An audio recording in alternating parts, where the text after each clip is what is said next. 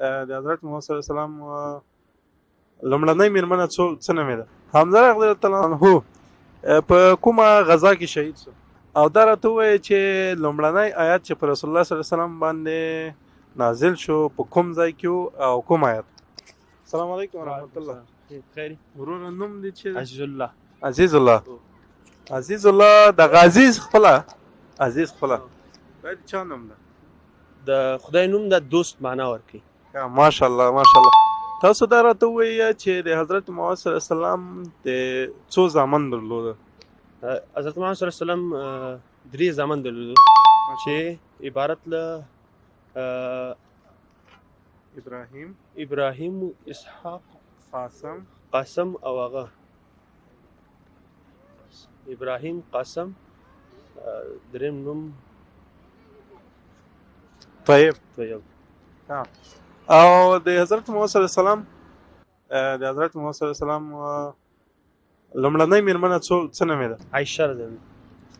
لومړنۍ میرمنه 15 کلنۍ خدیجه کبرا. ډېره مننه.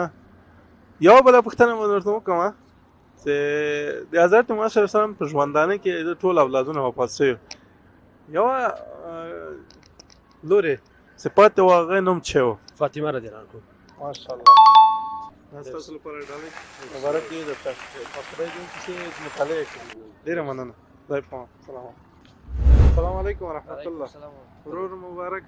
ستا اول نوم ووایه. نوم مې حمزه دی. حمزه. ښه دا خو ډېره یوه ښه پوښتنه ماته پیدا شوله. حمزه جانه، حمزه د حضرت محمد صلی الله علیه وسلم څه کېده؟ حمزه تره و. حمزه رضی الله عنه په کومه غزا کې شهید شو؟ د حمزه رضی الله عنه ډېره اسانه ده. دغه د غزا په د نوم په سر کې سره ډېر راځي. بدر غزا کې ماشاءالله. او شکی و پکې مجلسی شکی ها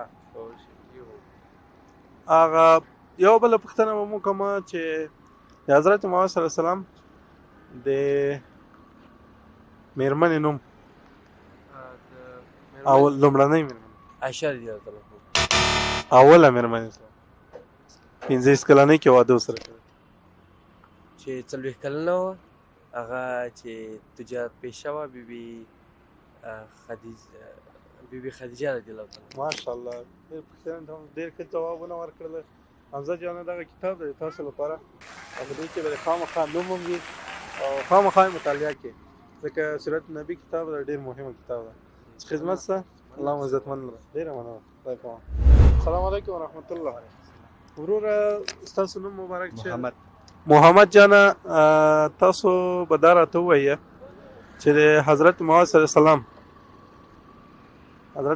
وسلم باندې کوم کال کې پیغمبري مبعوث و، یعنې څو کلن و؟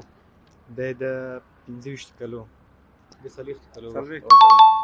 15 کلنۍ کې څه کړی؟ 15 کلنۍ کې خدیجه کبرا سره واده کړی. ډېره مننه. او دا راته ووایه چې لومړنی آیات چې په رسول الله صلی الله علیه وسلم باندې نازل شو په کوم ځای کې او کوم آیات؟ هغه د حرا په غار کې و چې تا شپې ورته تېرولې، او اقرا بسم ربک الذی دغه آیات. ماشاءالله. سورۃ العلاق. تاسو زموږ لخوا نه ګټونکي سل ورک دي درته. تاسو لپاره کتاب دی، تاسو خپله یو کیسه مطالعه کړئ. خدمت دی. الله عزتمن لره. خیر